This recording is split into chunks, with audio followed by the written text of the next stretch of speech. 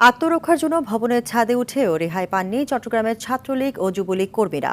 কোটা আন্দোলনরত শিক্ষার্থীরা হঠাৎ চারদিক থেকে আক্রমণ শুরু করলে আত্মরক্ষার্থে তারা বেলাল মসজিদের মির্দাত ম্যানসনের ছাদে অবস্থান নেয়। আন্দোলনকারীরা তখন পাশের ওয়েলফুডের ভবনে ওঠে। সেখান থেকে তারা বড় বড় পাথর ছুটতে শুরু করে ছাত্রলীগ যুবলীগ নেতাকর্মীদের উদ্দেশ্য করে। এক পর্যায়ে কয়েকজন ওয়েলফুডের ভবন আমি গাজীপুর থেকে এসেছি ছাত্র শিবিরের পক্ষ থেকে। আমাদের অসংখ্য লোকজন ঢাকাতে জড়ো হয়েছে এবং আমরা চাই এই কোঠা আন্দোলনের মাধ্যমে সরকারকে পতন করে তারপরে আমরা ঘরে ফিরব।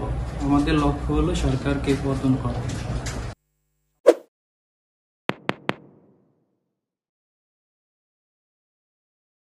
ভবন থেকে মির্দাদের ছাদে এসে জালাল ধিমান সহ কয়েকজনকে আক্রমণ করে। তারা পাইপ বেয়ে নিচে নামার চেষ্টা করলে তাদের হামলায় নিচে পড়ে যায়।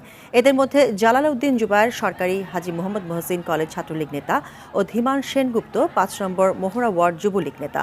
আন্দোলনে বহিরাগতদের অংশ নেওয়ার প্রমাণ পেয়েছে আইন শৃঙ্খলা বাহিনী। এদিকে গতকাল সশস্ত্র ক্যাডারদের হামলায় নিহত ঢাকা কলেজ ছাত্রলীগের কর্মী সবুজ আলী সহ নিহতদের স্মরণে বিকেল ৩টায় আওয়ামী লীগের কেন্দ্রীয় কার্যালয়ের সামনে গায়েবানা জানাজা অনুষ্ঠিত